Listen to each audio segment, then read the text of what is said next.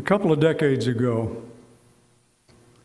a psychologist named Stephen Covey wrote a book that was very popular in the self-help industry. You know, there's a section in your local bookstore of self-help books where you can go there and find out what you need to do to overcome this and to overcome that. And Stephen Covey had written this book, which, as I said, was very popular. It was probably termed a blockbuster as far as sales were concerned. And it was called The Seven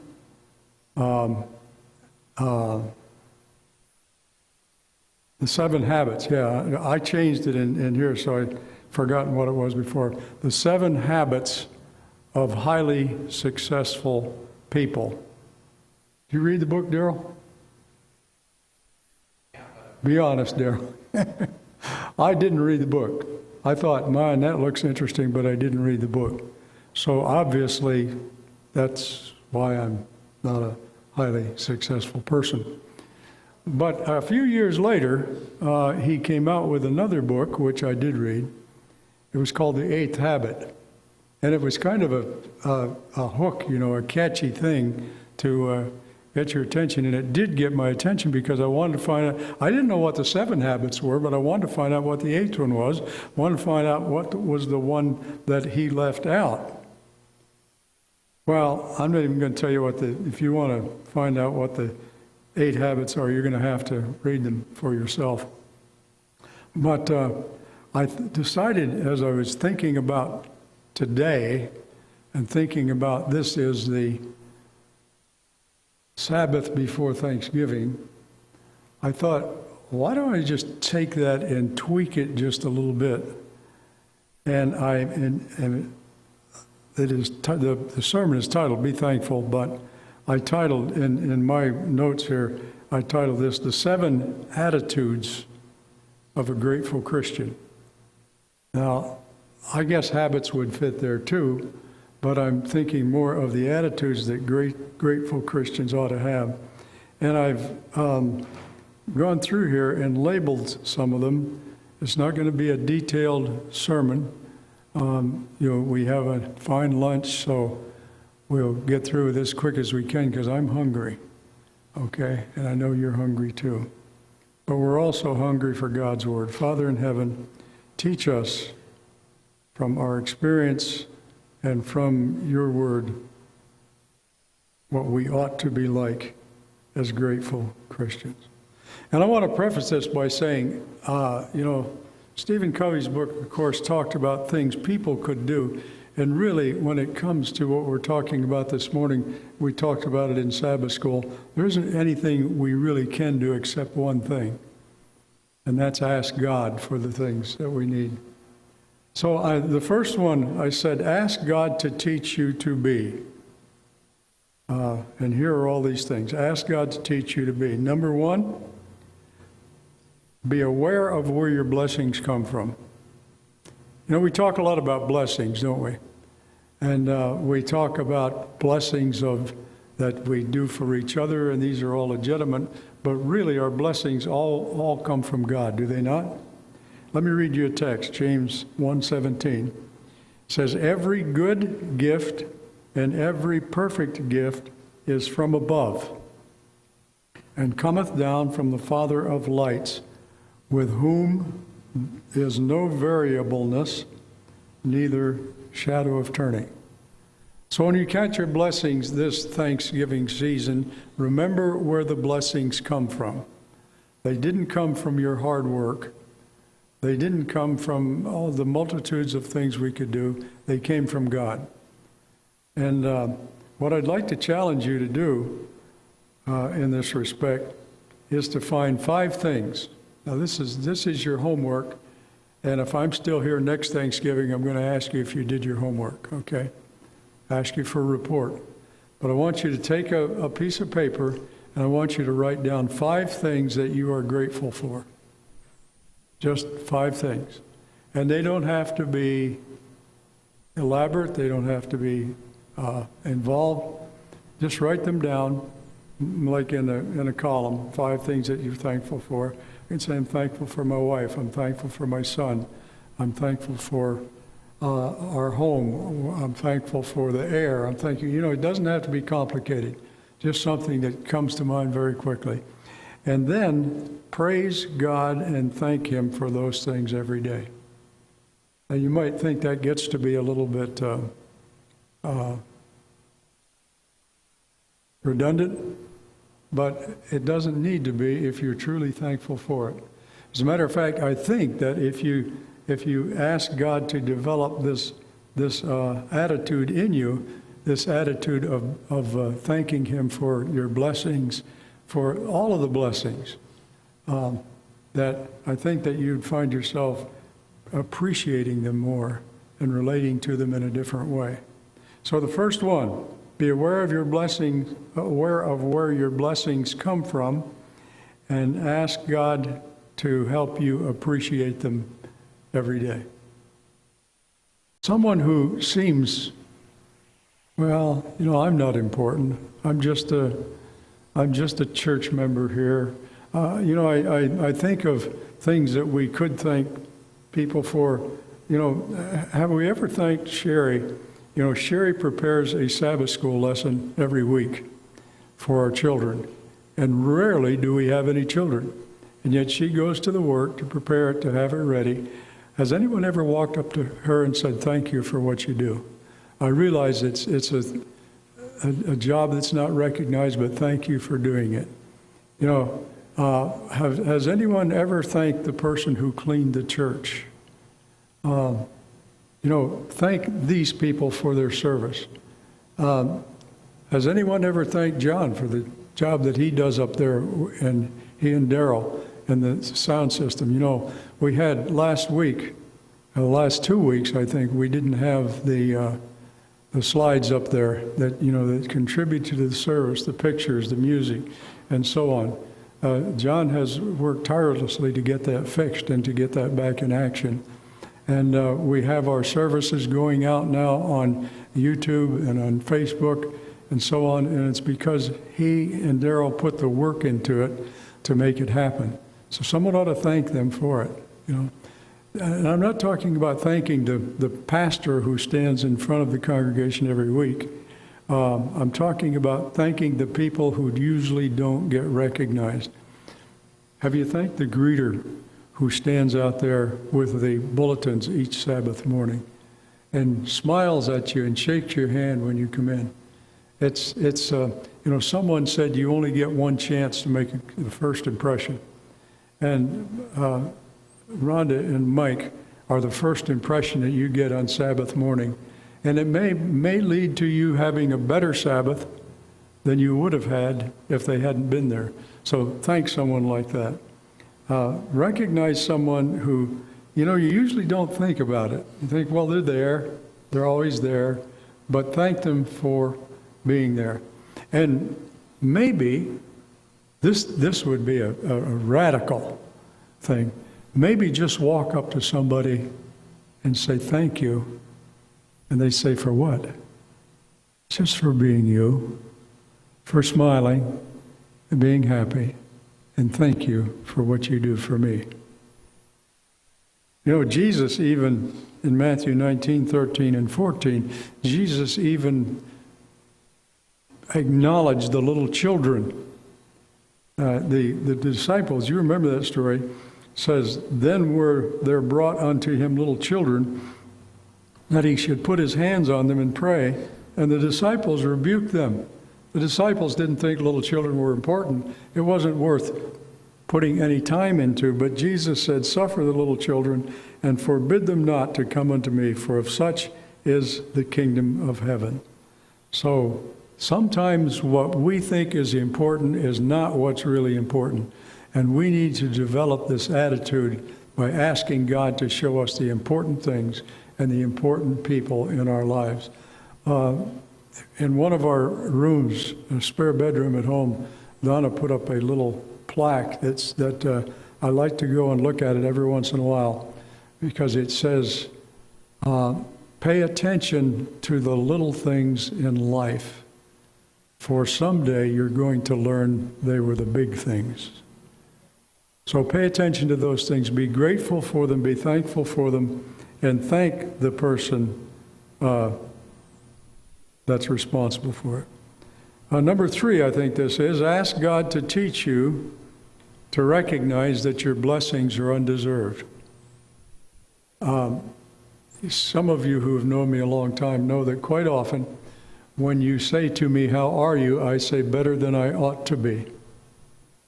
And I have been, when I've said that, I've been challenged with someone coming back to me and saying, "Oh, no, you deserve better." I said, "No, I don't. If I got what I deserve, I'd be in trouble. I don't want what's coming to me. I want grace."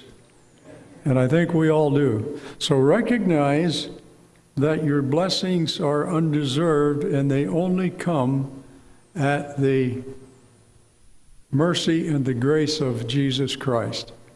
You know, I was thinking when we were singing the national anthem this morning, there are 2 songs that make chills go up and down my back. One is the national anthem, the other is Amazing Grace. And we just don't understand grace. I am convinced. I hear people talk, and I think of things that I say, and I think we don't understand grace. Do you realize what grace is? Grace, for one thing, is unmerited favor. That means there's nothing you can do to buy it. There's nothing you can do to deserve it. It's given to you all because of God's grace and God's love. And Jesus came that we might experience that grace. Jesus didn't get what he deserved. He got what we deserved. But he was wounded for our transgressions. He was bruised for our iniquities. The chastisement of our peace was upon him, and with his stripes we are healed. And all we like sheep have gone astray. We have turned everyone to his own way, and the Lord hath laid on him the iniquity of us all. In case you're interested, that's Isaiah 53, verses 5 and 6. So the next thing is to ask God to teach you to recognize that you don't know everything. Well, you would say, "Oh, surely that's not hard. I know I don't know everything, and I know I don't know everything, but sometimes I act like it." You know, just recognize that there are other people that know more than we do, but be willing to learn. You remember when Jesus called those fishermen by the sea in the Gospel of Matthew chapter 4, he said, "Follow me, and I'll make you fishers of men." And if we ask God to develop this concept in us that we don't know everything, God will show us more things, and we will become better at whatever God calls us to be. Ask God to teach you to recognize, and here's one that's, this is almost a cliche, it's been used so much, but I challenge you to put it into practice in your life. Ask God to teach you to recognize that in every cloud there is a silver lining. Do you believe that? We had a video or a CD, I'm not sure what it is, I haven't seen it in years, but it was called Pollyanna. Do you remember the story of Pollyanna? Nobody's seen the story of Pollyanna. Pollyanna was a little orphan girl. Her mother had been missionaries in China, and they died while they were in China, and Pollyanna was sent back home all alone, and she was taken by her aunt, I believe it was her father's sister. That's not important, but anyway, the aunt took her. But Pollyanna had this habit, and it really irritated some people, but she had this habit of always looking for the silver lining in the cloud. She told someone, she said while they were in China, that she had been praying for a doll. And you know, missionaries in those days didn't have very much, and she was praying for a doll that she could play with for Christmas or something. And she just knew the Lord was going to answer her prayer. And on one morning, the postman delivered this big package, this big box from one of the churches back home. And she knew that it was things that they'd sent for the missionaries, and she just knew her doll was going to be in there. It was a huge box. She opened the box. She looked all through. She did not find the doll. What she did find was a pair of crutches. And she started to cry. And the father said, "What's wrong?" She said, "I didn't get my doll. All I got was a pair of crutches." And the father said, "Well, look at the silver lining." She said, "What is the silver lining?" He said, "At least you don't need the crutches." You know? And there's always something good we can find in everything. Now, sometimes it takes us a while to work through this, but we need to remember Romans 8:28. Do you believe in Romans 8:28? It says, "And we know that all things work together for good to them that love God, to them who are called according to his purpose." And I want to tell you, I am learning that more and more every day. Now, that doesn't say all things are good, does it? It says all things work for good. And I'm reminded of a statement that I read some time ago from the pen of Ellen White. She said, if we could, at the end of our life, if we could look back across our life, and this is a paraphrase, we could look back across our lives and we would say that God led us in just the way we should be led. Now, Lord knows, all of us have problems. We have heartaches. Again, my heart goes out to Teresa this morning. And we're not saying that what happened was good, but we're saying that God can take what is bad and he can turn it and make something good come out of it. And I guess the bottom line is, as long as we're in heaven, that's what's important. And another one, ask God to teach you to recognize that gratitude is not conditional. You know what I mean by that? Gratitude is not conditional. In other words, I won't be grateful only if I get what I want. I'll be grateful for whatever I get, whether it's what I wanted or not, because I know, according to the last thing we looked at, Romans 8:28, that it comes through God. You realize that if you're surrendered to God, nothing can come to you except it comes through God first. You remember the story of Job. Job probably he had a whole list of categories of tragedies that befell him. And he was discouraged and depressed and was physically down. But he was still grateful to God. He said, "Though he slay me, yet will I trust him." That is an attitude of gratitude. He said to his wife, "The Lord has given and the Lord has taken away. Blessed be the name of the Lord." Now, he didn't know the backstory. He didn't know what was happening there, but he knew that God was faithful, that he could trust God.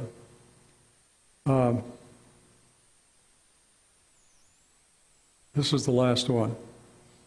Ask God to teach you to look for the good in every person and in every situation.